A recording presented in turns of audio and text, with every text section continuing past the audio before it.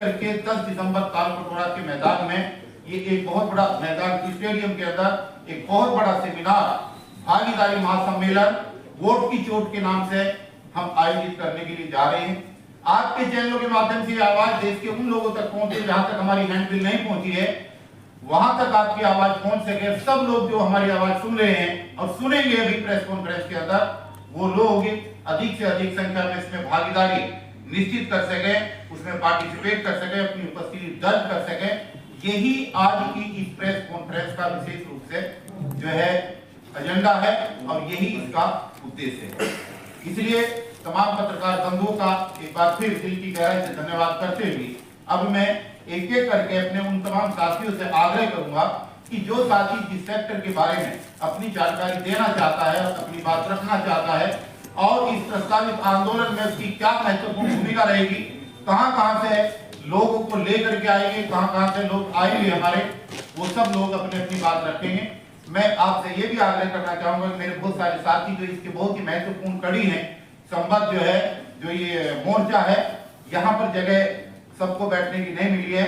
मैं विनम्रता से उनसे माफी मांगते हुए जो है उनसे कहना चाहूंगा कि हम एक एक करके अपनी बात रखेंगे। एक एक साथी आता रहेगा, हम उधर जाते रहेंगे, इसमें कोई बहुत बड़ी बात नहीं है। कोई ये ना सोचे कि जो लोग यहाँ पर बैठे हैं यही सर्वे सर्वा है। हम सब लोग बराबरी के हैं, भागीदारी मोर्चे के अंदर सबकी बराबर की भागीदारी है, सब बराबर सम्मानित है और सभी लोग सहज संयोजक के रूप में इस मोर्चे के अंदर काम कर रहे हैं।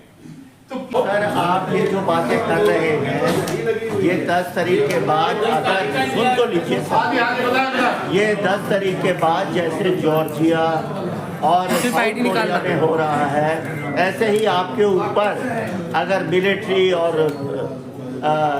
जो दूसरी पुलिस है वो लगा दी जाए तो आप भी सर घर में बैठ जाएंगे, यहाँ कुछ नहीं होना है। तो हम इसीलिए कह रहे हैं ना कि अगर हमें मार दिया जाए या हमें जेल में बंद कर लिया जाए या हमारे खिलाफ झूठी एफआईआर कर ली जाए तो देश की जनता इस बात को समझे कि अगर जो भी बोल रहा है उसके साथ में ये गैर कानूनी काम हो रहा है, उसको मार दे रहे हैं। इसीलिए बार बार कह रहा हूं कि देश की जनता को उठना पड़ेगा, लोगों को उठना पड़ेगा, अपने बच्चों को बचाना है, उनके भविष्य को बचाना है, देश को बचाना है, तो सबको आगे आना पड़ेगा। अभी नहीं तो कभी नहीं। और देखो, हमें यह मालूम है, हम बहुत सीधी सी बात है, हमें यह मालूम है कि हमें इस सरकार में इतना दम नहीं है कि खरीद ले। इस सरकार के तो इतना दम नहीं है कराने। ये सरकार सिर्फ हमें मार सकती है और हमें मालूम है एक दिन हमें मारेगी। हमें इस बात की चिंता नहीं। मैं मानता हूं कि हम लोगों के मरने के बाद भी अगर देश की जनता जाग जाए तो ये बहुत छोटी कुर्बानी है हमारे। देश के अंदर जो ईवीएम बैंक के नाम से जाने जाते हैं और इसी राष्ट्रीय भागीदारी मोर्चे के राष्ट्रीय एडवाइजर भी हैं एडवोकेट भानु प्रसाद से, उनसे मैं आग्रह करूंगा कि वो अपनी बात रखें और 10 दिसंबर जो तालकटोरा स्टेडियम में बड़ा प्रोग्राम है उसके लिए जो है क्या रणनीति रहेगी और क्या तैयारियां रहेगी उसके बारे में बताएं प्रेस। बहुत बहुत शुक्रिया आदरणीय डीसी कपिल साहब, मंच पर बैठे मेरे तमाम जिम्मेदार साथी, सामने बैठे हुए सभी साथी और मेरे मीडिया के बहादुर साथियों, 10 दिसंबर का जो प्रोग्राम तालकटोरा में हम लोग करने जा रहे हैं, बहुत जिम्मेदारी के साथ ये कदम हम लोगों ने उठाया और बहुत पॉलिटिकल पार्टीज को, विशेषकर जिनका दिल्ली में शासन रहा है, शासन है, उन सबकी कारगुजारियों को और जिस तरह से उन्होंने दिल्ली की जनता को, जो किसान हैं, जो मजदूर हैं, सफाई कर्मचारी हैं, शिक्षक हैं, सबको जिस तरह से धोखा दिया है, इस धोखे से उस जनता को निजात दिलाने के लिए हमने 10 दिसंबर का कार्यक्रम शुरू किया। 10 दिसंबर को तालकटोरा स्टेडियम में बाकायदा ये लड़ाई अब कैसे चलेगी और लोगों को उनका हक कैसे दिलाया जाएगा, उसकी शुरुआत 10 दिसंबर को तालकटोरा स्टेडियम में होने जा रही है। आपने आदरणीय राणा साहब को सुना, किसानों की बात बताई, संतलाल चावरिया साहब को सुना, सफाई कर्मचारियों की बात बताई, और मैं जो आपको बताने जा रहा हूं वो है मुद्दा, मैं समझता हूं कि ये मुद्दा सब मुद्दों के ऊपर है। हर व्यक्ति को, यूं कहूं कि हर वोटर को ये मुद्दा अपना मुद्दा मानना चाहिए। हर पॉलिटिकल पार्टी को मुद्दा अपना मुद्दा मानना चाहिए और ये टॉप प्रायोरिटी पर होना चाहिए, सबसे ऊपर। क्योंकि मेरा स्पष्ट मानना है, अगर इस देश से ईवीएम खत्म नहीं हुई तो आपके सारे मुद्दे, सब कुछ, इनका कोई मतलब नहीं। क्योंकि जो सरकार इसके लिए जिम्मेदार है, जो पॉलिटिकल पार्टियां इसके लिए जिम्मेदार हैं, वो पॉलिटिकल पार्टियां इस ईवीएम को बनाए रखना चाहती हैं और जब तक वो रहेगी वो जीतते रहेंगे। आपकी आंखों के सामने है कैसे लोकसभा 2024 का चुनाव जीता गया, कैसे हरियाणा का चुनाव जीता गया और कैसे बिल्कुल रिसेंटली महाराष्ट्र का चुनाव जीता गया है। तो ईवीएम जब तक नहीं हटेगी, जब तक, मैं सीधे शब्दों में कहता हूं कि मोदी सरकार, भाजपा सरकार आप इन्हें नहीं हटा सकते। और आज की तारीख में इस देश में तमाम बीमारियों, तमाम दिक्कतों और तमाम समस्याओं की अगर कोई मूलभूत जड़ है तो वो है मोदी सरकार। और व्यक्ति अगर कहें तो दो ही हैं, एक चौकीदार और एक तड़ीपार। यही दोनों इस समस्याओं की जड़ है, बहुत सीधे शब्दों में। सो जब तक ईवीएम नहीं हटेगी तब तक ये नहीं हटेगी। आपने देखा साथियों 2024 में जो धांधली हुई, 3 बड़ी एजेंसियों ने, जिसमें एक दबाया, दूसरी जो आपकी संस्था है वोट फॉर डेमोक्रेसी और तीसरी है एडीआर। इन तीनों पार्टियों, तीनों संगठनों ने, इन सामाजिक संस्थाओं ने बहुत रिसर्च करने के बाद, सारे सबूतों के सहित, सारे प्रमाण सहित यह सिद्ध किया कि 2024 के लोकसभा चुनाव में कितनी बड़ी धांधली हुई। 4 करोड़ 65 लाख और लगभग 46,000, लगभग, जो अगर माने मोटे शब्दों में तो 5 करोड़ वोटों की बेईमानी हुई। तब ये सरकार बनकर आई। 79 सीटें इसकी वजह से जीती गई। अगर वो 79 सीटें आप माइनस कर दीजिए तो मोदी धड़ाम से नीचे गिरेगा और 161 पे, 160-161 पे टिक जाएगा, सरकार नहीं बनती। दिक्कत ये नहीं है कि धांधली हुई है, ये तो दिक्कत है ही। इससे बड़ी दिक्कत है कि जो नकारा विपक्ष है, मैं यही शब्द कर रहा हूं यूज, जो नकारा विपक्ष है वो इन समस्याओं को लेकर उसके मुंह से एक शब्द नहीं निकला, एक भी शब्द। हरियाणा में पिट लिए तब भी ये शब्द नहीं निकला और अब जब महाराष्ट्र में पूरी तरह से पिट गए हैं तब थोड़ी थोड़ी सी आवाज निकलनी शुरू हुई। लेकिन बावजूद उसके, जिस आंदोलन की दरकार है, जिस आंदोलन की जरूरत है, उस आंदोलन के लिए तैयार नहीं। तुम्हारी गर्दन आके उस काट रहा है व्यक्ति। एक इलेक्शन कमीशन जिसकी जिम्मेदारी है कि अनुच्छेद 324 के तहत देश में free, fair and transparent election कराएगा, वो व्यक्ति चोरी और सीनाजूरी करते हुए जबरदस्ती बेईमानी कर रहा और कहीं किसी की बात मानने को तैयार नहीं है। एक प्रधानमंत्री का गुलाम होकर इस देश का जो चुनाव आयोग है, चुनाव आयुक्त है राजीव कुमार, इस देश के लोकतंत्र को तमाम खत्म कर रहा। लोग चुप है, पार्टियां चुप है। इसलिए साथियों, क्योंकि 2025 में जनवरी और फरवरी में, जनवरी में नोटिफिकेशन जारी हो जाएगा, फरवरी में चुनाव दिल्ली में है, अगर टाइम से होते हैं तो। हम लोगों ने यह तय किया है कि 10 दिसंबर को पहले दिल्ली में और फिर इसके बाद पूरे देश से ईवीएम को कैसे हटाया जाए, ये आंदोलन, जन आंदोलन कैसे बनाया जाए, उसकी घोषणा, उसकी पूरी रूपरेखा कैसे कैसे हम ये सारा चलेगा, उसकी घोषणा करने जा रहे हैं। सर, मुझे जगह जगह से लोगों के फोन आ रहे हैं और मैं धन्यवाद देता हूं कि साथी लगातार मैसेज भेज रहे हैं कि हम 10 दिसंबर के प्रोग्राम में आएंगे, पूरी टीम के साथ आएंगे। और मैं आपके माध्यम से कहना चाहता हूं कि साथियों, अगर देश बचाना चाहते हो, अपनी आने वाली पीढ़ी बचाना चाहते हो, अपने आप को बचाना चाहते हो, इस देश के संविधान और लोकतंत्र को बचाना चाहते हो, तो अब जब इसमें अदालतें भी खत्म हो चुकी हैं, मुझे कहने की कोई ज्यादा जरूरत नहीं, आप सब जानते हैं कि इस देश में बड़ा गठजोड़ बन चुका है। इस देश में जो पूंजीपति है वो, जो ब्यूरोक्रेट्स है वो, जो सरकार है वो, साथ में जो मनुवादी मानसिकता के लोग हैं वो, साथ में आरएसएस और मीडिया, आपकी बात नहीं मैं कर रहा, उस मीडिया जिसे गोदी मीडिया कहते हैं, और वो रहा ही नहीं क्योंकि पूंजीपतियों ने उसे खरीद लिया। इन सबका एक नेक्सस है, इन सबका एक सिंडिकेट, माफिया खड़ा हो गया है जो हर सूरत में इस देश के तमाम संसाधनों को, इस देश की सत्ता को अपने हाथ में रखना चाहता है। और में इस पूरे माफिया के साथ में अदालतें जुड़ गई, सारी कोर्ट इसके साथ में खड़ी हो गई। तो आप जाएंगे कहां? अदालत, वहां कुछ नहीं मिलेगा। अभी देखा एक पिटीशन पड़ी है, जस्टिस सीजेआई साहब ने वो पिटीशन जस्टिस दत्ता को मार कर दिए, और जस्टिस दत्ता और सीजेआई साहब 2024 के इसी चुनाव में अप्रैल में ईवीएम की तमाम पिटीशंस को खारिज कर चुके हैं। तो क्या मिलेगा आपको? और कोई पार्टी जन आंदोलन के तैयार नहीं। और मेरा स्पष्ट मानना है कि अब जन आंदोलन के अलावा कुछ नहीं रह गया। केवल और केवल जन आंदोलन है जो इस देश को बचा सकता है। तो इसलिए मैं जनता से आह्वान कर रहा हूं, अगर चाहते हो अपने आप को बचाना, अपनी पीढ़ी को बचाना, इस देश, संविधान और लोकतंत्र को बचाना, 10 दिसंबर को बड़ी से बड़ी संख्या में आइए। 10 दिसंबर से 15 दिसंबर के बीच में हम दिल्ली में यात्रा शुरू करेंगे। पूरा प्रोग्राम कैसे होगा उसकी घोषणा तालकटोरा स्टेडियम में करेंगे। बाकी और सारी चीजें हमारे साथी बताएंगे, पर मैं तो आपको एक बात कह के बात खत्म करूंगा। स्थिति कितनी भयानक है आप इसका अंदाजा इससे लगाइए साथियों।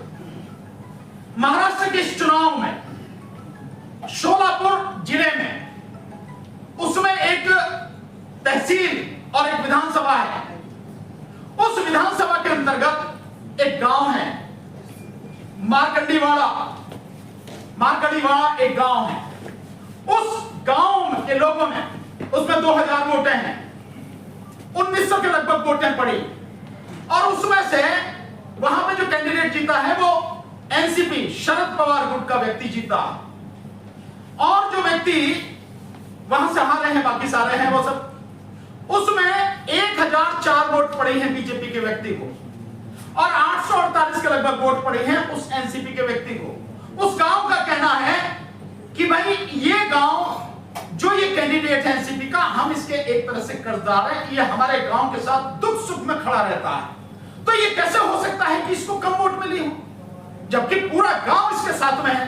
तो हम सिर्फ जो चुनाव हो गया हम उससे कुछ लेना देना है, हम उस पर कोई टीका टिप्पणी नहीं कर रहे, लेकिन हम ये चाहते हैं, ये गांव वालों का कहना कि हम ये चाहते हैं अपने गांव में बैलेट पेपर से हम लोग वोट डालें, ताकि जाने कि सच्चाई क्या है, वही जो दिखाई जा रही है या कुछ और है। तो उन्होंने तहसीलदार से रिक्वेस्ट करी कि आप रिटर्निंग ऑफिसर बन जाए।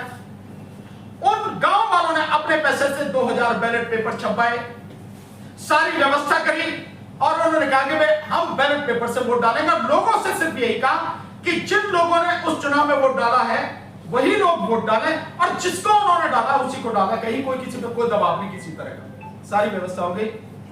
क्या हुआ? ये कल वोट पड़नी थी, कल जो गई है 3 तारीख, लेकिन 2 तारीख की रात को ही पैरामिलिट्री फोर्सेस भिजवा के अर्धसैनिक बलों की तैनाती करेगी। तो अर्धसैनिक बल कौन तैनात करता? गृह मंत्रालय, उसी के अंडर में है। तो साफ जाहिर है कि गृह मंत्रालय यानी केंद्र सरकार इसमें शामिल है। महाराष्ट्र में तो सरकार आज अभी तक है ही नहीं, जो भी है वो टेम्परेरी सरकार है। वहां तो पूरा उस गांव को छावनी बना दिया गया, उन लोगों को वोट डालने नहीं दी गई। इससे बड़ी तानाशाही क्या होगी? यानी लोग अपने आप कह रहे हैं कि भाई हमें तुमसे कोई लेना देना नहीं, हम अपने विषय में तो पता करें हमने किसको वोट दी है, वो वोट डालने नहीं दी जा रही। कारण क्या है? इसके पीछे सीधा कारण है कि सरकार की बेईमानी सबके सामने, दुनिया के सामने उजागर हो जाती है। लेकिन इसमें 2 चीजें हैं सर। एक कि इस कदर तानाशाही है कि आप किसी को बोलने भी नहीं दे रहे, वोट भी नहीं डालने दे रहे, और दूसरा यह है कि बाकी सबको जो है मैसेज है हरियाणा के लोगों को भी, महाराष्ट्र के लोगों को भी, कि भाई जब ये इस तरह से बेईमानी चल रही है तो भाई हर गांव में ये सारी चीजें कराओ कि भैया हम तो अपनी बैलेट पेपर से वोट डालेंगे, पता तो लगाएं कि हमारी वोट गई है, कहां गई है, और जो ईवीएम से निकली है उनसे मिलान कराएं। कहां तक छावनी बनाएंगे? एक गांव में बना देंगे, 2 में बना देंगे, 10 में बना देंगे, पूरे देश में छावनी बना देंगे क्या? इतनी औकात तड़ीवार की ना चौकीदार की इतनी औकात नहीं है कि हर जगह को छावनी बना देगा। सो मैं यही कह रहा हूं आपसे, ईवीएम सबसे बड़ा मुद्दा है, इसको हटाना होगा, अपने देश को बचाना होगा। Thank you.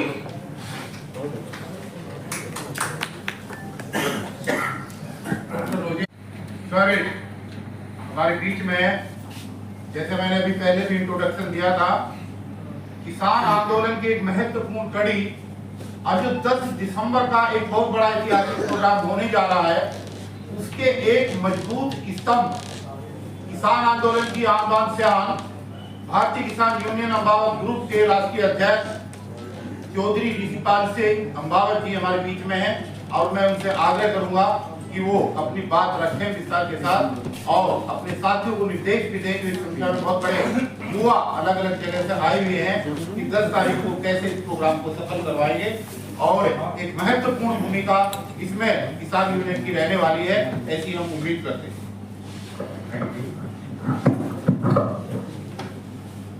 सभी साथियों, पहले तो मैं धन्यवाद करता हूँ कि आज यहाँ अभी 4 दिन पहले हमारी बात हुई थी कपिल जी से और मैं तकरीबन धन्यवाद करता हूँ भाई हमारे सुप्रीम कोर्ट के वकील हैं भानु प्रताप जी का। इनका मैं देखता रहता था कि उन्होंने बहुत बड़ा आंदोलन, अगर हिंदुस्तान में ईवीएम के खिलाफ आवाज उठाई है तो भानु प्रताप जी को इसका श्रेय जाता है और इन्होंने इस आवाज को सही कहा कि विपक्ष ने कभी भी इस आवाज को नहीं उठाया। लेकिन मैं आज एक बात कहता हूं कि आज मुझे मेरा सौभाग्य है, हम दोनों भाई मिले हैं कि भानु प्रताप जी, आपको मैं एक ही विश्वास दिलाता हूं कि किसान यूनियन आपके साथ कदम से कदम मिला करके हर आंदोलन में साथ रहेगी। तय किया। आज भी हमारे जिलाध्यक्ष यहाँ हैं, गाजियाबाद जिलाध्यक्ष, मुजफ्फरनगर, सबके घर पर सुबह सुबह पुलिस पहुंच गई कि दिल्ली नहीं जाने देंगे। सच्चाई है कि ये सरकार क्या सरकार है। ये सरकार का तो मैं ही कह रहा हूं कि सरकार इतनी डरी हुई है, कहीं भी इसको जब पता लगता है कि कहीं प्रोग्राम है तो शाम को पुलिस को भेज देते हैं। और ये सरकार सही मायने में 13 महीने का जो आंदोलन रहा, उस आंदोलन में पूरे भारत का किसान एकजुट हुआ और सच्चाई है कि 750 किसान शहीद हुए। इस देश के प्रधानमंत्री ने, इस देश के गृह मंत्री ने एक बार भी उन शहीदों के बारे में कभी एक बार भी एक लफ्ज नहीं कहा कि इस देश के किसान 750 किसान शहीद हुए। आज सच्चाई है, मैं एक बिल्कुल साफ बात कहना चाहता हूं कि हमारे बीच में ऐसे निर्भीक नेता, मजबूत, जैसे हमारे बीच में भानु प्रताप जी हैं। मैं वैसे नहीं कह रहा, मैं कह रहा हूं मैंने इनको देखा है और इनको देख करके मुझे भी लगा,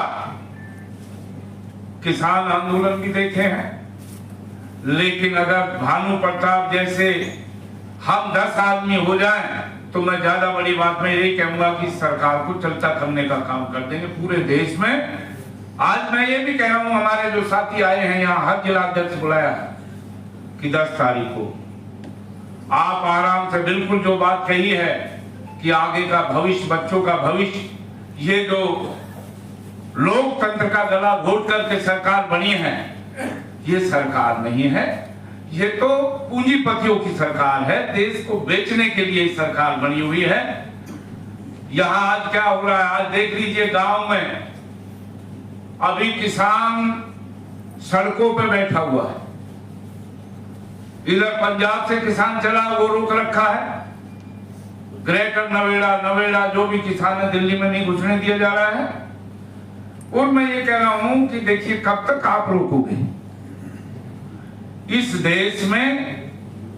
मुझे तो ये लग रहा है कि देश में ये हाल होगा जो अभी वो शेख हसीना आई थी ना, अपने जो वहां से बांग्लादेश की, ये हालात हो जाएंगे देश में। ये मोदी और ये भाग ना जाए और इस देश की जनता सड़कों पर आने का काम करे। ये मुझे लग रहा है कि हर जगह कहीं भी आप देख लीजिए, कोई भी कहीं भी देश में, हम ये कह रहे हैं हरियाणा से हूं मैं, ये लग रहा था 70 सीट 65 सीट कांग्रेस जीत रही है और चुनाव विपरीत हुआ। बैलेट पेपर जब चला 10 बजे तक तो कांग्रेस 72 पर पहुंच गई और जब जैसे ही ईवीएम खुली तो ईवीएम खुलते ही कांग्रेस 37 पे आ गई। यही हाल महाराष्ट्र में हुआ। तो मुझे तो ये लग रहा है कि अगर ये ऐसे ही बेईमानी करते रहेंगे तो भाई ये कैसे जाएंगे, ये तो हटेंगे नहीं। ईवीएम का हर जिले में हर जिला अध्यक्ष अपने ज्ञापन दे और विरोध प्रदर्शन करे, हर जिले में। हमारे जो किसान यूनियन के लोग हैं कि जब तक ईवीएम नहीं हटेगी तो ये देश सच्चाई में, देखिए एक चीज है, कर लीजिए आप, कितना करेंगे आप। हमें उम्मीद थी कि सरकार नहीं बनेगी, महाराष्ट्र में भी नहीं बनेगी और इनका रोक कट जाएगा। इनका रोक कट रहे तो फिर ये चोर मंडली पीछे आगे करके खरीद फरोख्त की सरकार बना के फिर बैठे। करोड़ों रुपया पकड़ा गया, पता लगा होटलों में करोड़ों रुपया पकड़ा गया, कोई एक्शन हुआ? कुछ भी नहीं हुआ। जहां इनके लोग खरीद फरोख्त करते वहां कोई एक्शन नहीं। तो मैं ज्यादा ना कहते हुए मैं एक ही बात कहूंगा कि इस देश में लोकतंत्र का राज नहीं है। इस देश में आप लोगों को, हम लोगों को, भाई किसान भी जवान भी, और इनसे तो हर आदमी दुखी है कि ये इस देश में जो इन्होंने खेल रचा है, 1500 रुपए डाल दिए खाते में, जब चुनाव आएगा 2 महीने पहले पैसे डाल देंगे। और जो भी लोग हैं जमीनों को जबरदस्ती अधिग्रहण कर लिया। मैं ज्यादा बड़ी बात यही है, आपके जेवर में आज तक उसका मुआवजा नहीं मिला। और ये कानून जब बना था भूमि अधिग्रहण का, तो मेरे ख्याल में जब कांग्रेस सरकार थी, इतना बढ़िया कानून जब ये बनाया था, उस कानून में आज भी जबरदस्ती जमीन जो 20-20 साल से जो अधिग्रहण हुई पड़ी है, जिन्होंने कंपनियों को दी है, आज तक वो ली नहीं है। और सरकार कौड़ियों में लेकर के लाखों में बेच रही है उस जमीन को। प्रॉपर्टी डीलिंग का काम ये सरकार कर रही है और कोई नहीं कर रहा। और इसका मैं ये कह रहा हूं, हमारे भी चाचूकार कुछ लोग हैं, उनको ये लोग शादी कर लेते हैं अपने साथ। जो किसान के बीच में मक्कार टाइप के लोग जो हैं, वो जो जय श्री राम बोलने वाले लोग हैं, मैं ये कह रहा हूं कि ये श्री राम की औलाद है सब। यहाँ हिंदू मुसलमान सिख ईसाई जब सब भाई भाई मिलकर रहेंगे तो ये देश मजबूत होगा। कटोगे बटोगे छटोगे ये चलने वाला यहाँ इस देश में तो नहीं चलेगा ये। और हम एक ही बात कह रहे हैं, अब भाईचारे को मजबूत करो। और इस संगठन में आज मोर्चा जो है, इसमें हम एक बात है, भाई सब लोग यहाँ आए हुए हैं, हमारे जो भी जिले से है, पूरी ताकत के साथ 10 तारीख को यहाँ ये आर पार का मामला है। 10 तारीख को ताल कटोरा स्टेडियम में आप लोग 10 तारीख को सुबह सुबह पहुंच जाओ। रात को चल दो जो दूर से आने वाले हैं।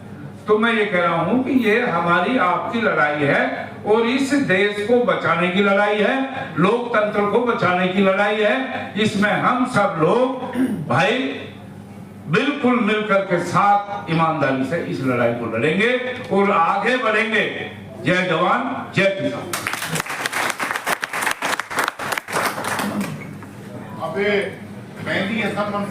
तो किसानों की जो समस्याएं हैं, 2-3 प्रमुख समस्याएं, उनको लेकर के हमारे बीच में चौधरी महेंद्र सिंह राणा हमारे बीच में मौजूद है। मैं उनसे आग्रह करूंगा कि वो अपनी बात, किसानों की क्या क्या प्रबल समस्याएं हैं, 74 का मुद्दा, दिल्ली देहात का, अनुसूचित जाति वर्ग के लोगों का दिल्ली देहात का क्या मुद्दा है, उसके ऊपर वो प्रकाश डालेंगे। चौधरी महेंद्र सिंह राणा।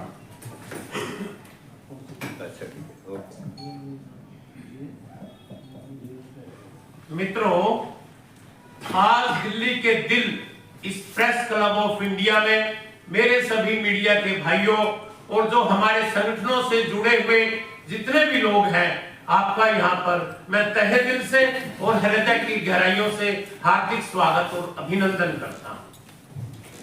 आज विषय ये है कि ये जो प्रेस कॉन्फ्रेंस दिल्ली के दिल पीटीआई क्लब में रखी गई है, प्रेस क्लब ऑफ इंडिया में, ये इसलिए रखी गई है कि आप लोग 10 दिसंबर को जो भागीदारी सम्मेलन हम लोग ताल कटोरा में करने जा रहे हैं, उसकी आवाज पूरी दिल्ली के हर चूल्हे तक पहुंचाना आपका कर्तव्य और आपका फर्ज और आपका धर्म है।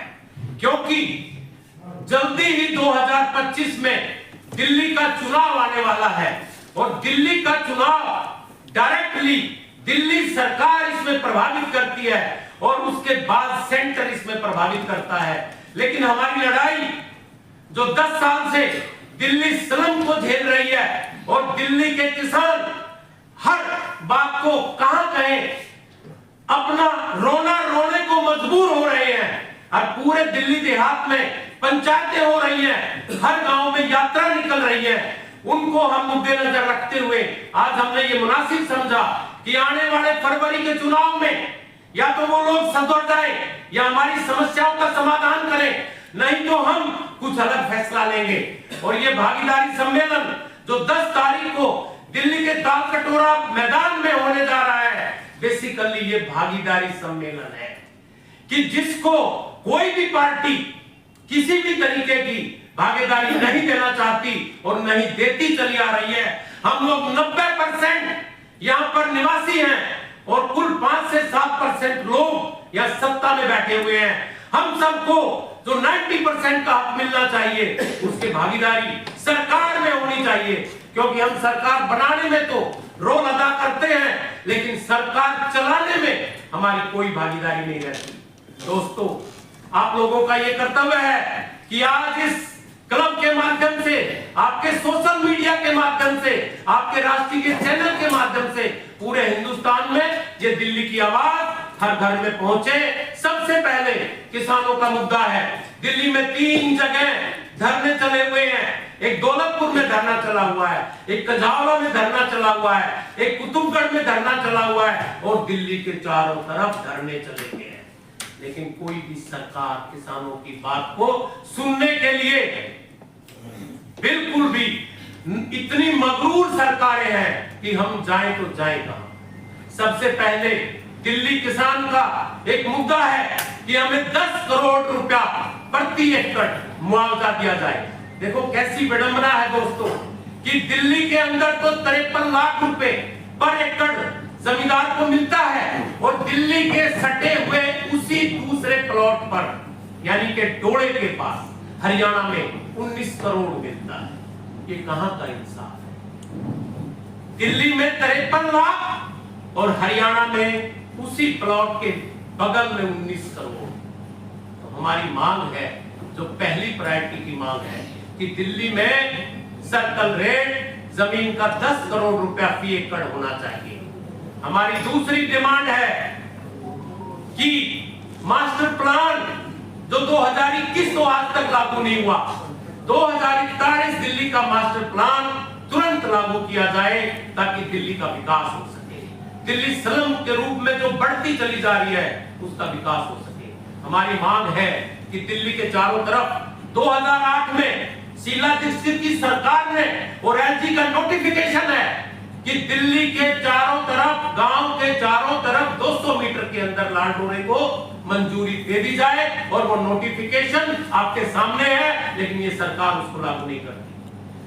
जो गांव के पास 200 मीटर के दायरे में चाहे किसी भी परिस्थिति में लोग रह रहे हैं उसको लाल डोरा घोषित किया जाए, क्योंकि दिल्ली की आबादी 15 लाख से 1.5 करोड़ के करीब चली गई है। तो दोस्तों, हमारा तीसरा मुद्दा जो दिल्ली का है वो 74/4 के दौरान 20 सूत्री कार्यक्रम के तहत दिल्ली के अंदर लैंडलेस को जो प्लॉट दिए गए थे, आज तक उनका मालिकाना हक दिल्ली वासियों को नहीं दिया गया।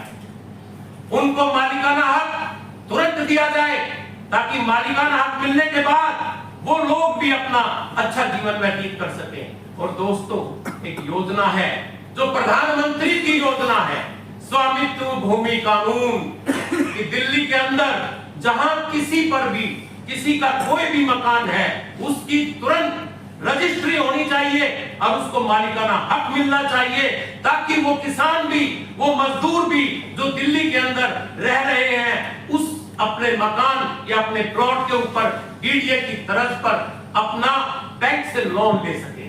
ये फैसिलिटी होनी चाहिए। और एक बहुत बड़ा मुद्दा है दोस्तों, दिल्ली का बेला स्टेट। 24 किलोमीटर के एरिया के अंदर दिल्ली में 5.5 लाख लोग 1914 से वास कर रहे हैं। उनके पास सभी कागजात मौजूद हैं, लेकिन मौजूदा सरकार उनको बगैर कुछ दिए वहां से भगाना चाहती है और एक तरफ नारा देती है कि जहां झुकी वही मकान। जो आदमी 1914 से दिल्ली में वास कर रहा है, उसको बगैर कुछ दिए दिल्ली से भगाया जा रहा है। ऐसा नहीं होना चाहिए। उनका मुद्दा भी सुलझाना चाहिए, चाहे ये डीडीए का मुद्दा हो, चाहे सेंटर का मुद्दा हो, उन लोगों को बुलाया जाए और इसका ऐवान किया जाए। मैं आप लोगों को एक बात और कहना चाहता हूं कि दिल्ली के अंदर जितनी भी जमीन सरकार ने एक्वायर की है, गांव के अंदर अब तक वो पॉलिसी नहीं आई है कि जो गांववासी अपनी जमीन छीनने के बाद छोटा मोटा रोजगार अपने घरों में कर रहे हैं, उन पे कन्वर्जन टैक्स नहीं लगना चाहिए। ये भी दिल्ली देहात की एक बहुत बड़ी डिमांड है जिसको सरकार ने मानना चाहिए। बाकी आगे के प्रोग्रामों को आगे हमें क्या करना है, कैसे इस भागीदारी मोर्चे के तहत ये सरकारें हमारे इस मिशन को भागीदारी देंगी, क्योंकि जब हम सरकार बनाते हैं तो सरकार चलाना भी हम लोगों का फर्ज है और दायित्व बनता है। या तो ये भागीदारी देंगी, नहीं देंगी तो राष्ट्रीय भागीदारी मोर्चों के तहत 2025 के अंदर पूरी दिल्ली में जो लोग भी दिल्ली विधानसभा पहुंचना चाहते हैं, ये भागीदारी मोर्चा उनका समर्थन करेगा और वो जो लोग चुनाव लड़ेंगे उनका पूरे तहे दिल से समर्थन करेगा। इसकी आगे की घोषणा, आगे की प्लानिंग 10 दिसंबर को ताल कटोरा से की जाएगी। मैं अपने विचारों को यही समाप्त करता हूं और आशा करता हूं कि आज के बाद मीडिया वालों से मेरी ये पुरगोट गुजारिश है कि ये आवाज आज की प्रेस कॉन्फ्रेंस की दिल्ली और हिंदुस्तान के हर गांव और हर शहर में पहुंचनी चाहिए। धन्यवाद। जय हिंद।